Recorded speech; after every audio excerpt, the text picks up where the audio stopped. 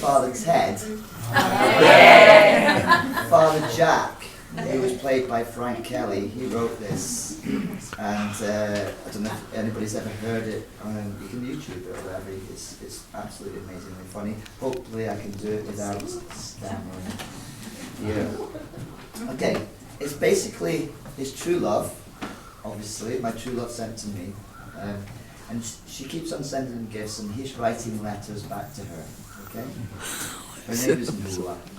Dear Nuala, day one. Dear Nuala, thank you very much for the lovely present of a partridge in a pear tree. We're getting the hang of feeding the partridge now, although it was difficult at first to win its confidence. It bit Mother rather badly on the hand, but they're good friends now, and we're keeping the pear tree indoors in a bucket. Thank you again. Yours affectionately, Governor. That's his name. Governor. Governor. It sounds like you're trying to say governor. Day. Just say governor. Just say Governor. Day 2. Dear Nuala, oh, I cannot tell you how surprised we were to hear from you so soon again, and to receive your lovely present of 2 turtle doves. You really are too kind. At first the partridge was very jealous and suspicious of the doves, and they had a terrible row the night the doves arrived. We had to send for the vet, but the birds are okay again, and the stitches are due to be out in the next 2 weeks. The vet's bill was £8, but the mother is over her annoyance now, and the doves and the partridge are watching the telly from the pear tree as I write. Yours ever, Governor. Day 3. Dear Nuala, we must be foremost in your thoughts. I had only posted my letter when the 3 French hens arrived. There was another sort out between the hens and the doves, and who sided with the partridge, and the vet had to be sent for again. The mother was raging because the bill was £16 this time, but she has almost cooled down. However, the fact that the birds' droppings keep falling down on her hair while she's watching the telly doesn't help. Thank you for your kindness. I remain your governor. Day 4. Dear Nuala, you must have received my last letter when you said when you were sending us the 4 calling birds. There was pandemonium in the pear tree again last night, and the vet's bill was £32. The mother is on sedation as I write.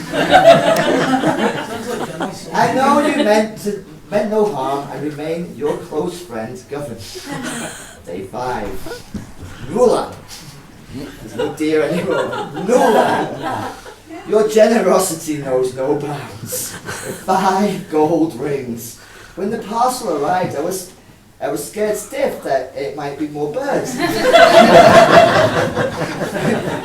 Because the smell in the living room is atrocious. However, I don't want to seem ungrateful for the beautiful rings. Your affectionate friend, Governor. Day 6. Nuala. What are you trying to do to us? It isn't that we don't appreciate your generosity, but the 6 geese have not alone nearly murdered the calling birds, but they laid their eggs on top of the vet's head. And the pear tree and his bill and was £68 in cash. My mother is munching 60 grains of Valium a day and talking to herself in the most alarming way. You must keep your feelings for me in check, Governor. Oh, wow. Day 7. Nuala, we are not amused by your little joke. 7 swans are swimming is the most romantic idea, but not in the bath of the private house. We cannot use the bathroom now because they've gone completely savage, and the mother and I will smell as bad as the living room carpet. Please lay off. It is not fair. Governor. Day 8. Nuala!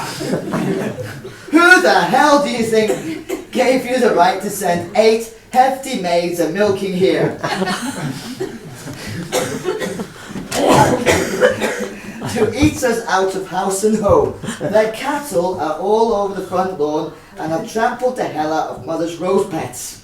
The swans invaded the living room and in a sneak attack, and from the ensuing battle between them and the calling birds, turtle doves, French hens and partridge make a battle of the song like the Wonderly Wagon.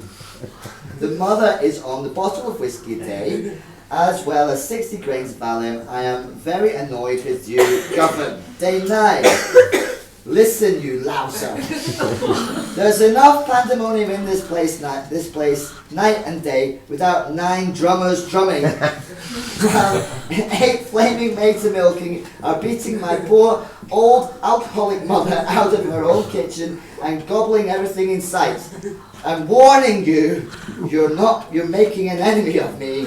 Come on. Day 10. Listen, manure face. I hope you'll be haunted by the strains of the 10 pipers piping, which you sent to torment us last night. They were aided in their evil work by those maniac drummers, and it wasn't a pleasant sight to look out the window and see 8 hefty maids of milking pogoing around in the pogoing around in the ensuing punk rock uproar. Woken you up now. My mother has just finished her 3rd bottle of whiskey on top of 120 grains of Valium. You'll get yours, Governor. Day 11. You have scandalised my mother, you dirty Jezebel. It was bad enough to have 8 maids milking dancing to punk music on the front lawn, but they've now been joined by your friends, the 11 Lords of Leaping. And the antics of the whole lot of them would leave the most decadent days of the Roman Empire looking like Outlook. I'll get you yet, you old bag. Day 12.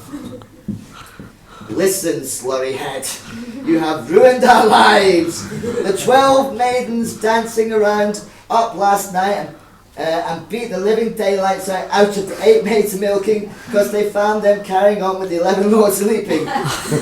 Meanwhile, the swans got out of the living room when they'd been hiding since the big battle, the savage hell out of the lords and all maids. There were 8 ambulances here last night and the local civil defence as well.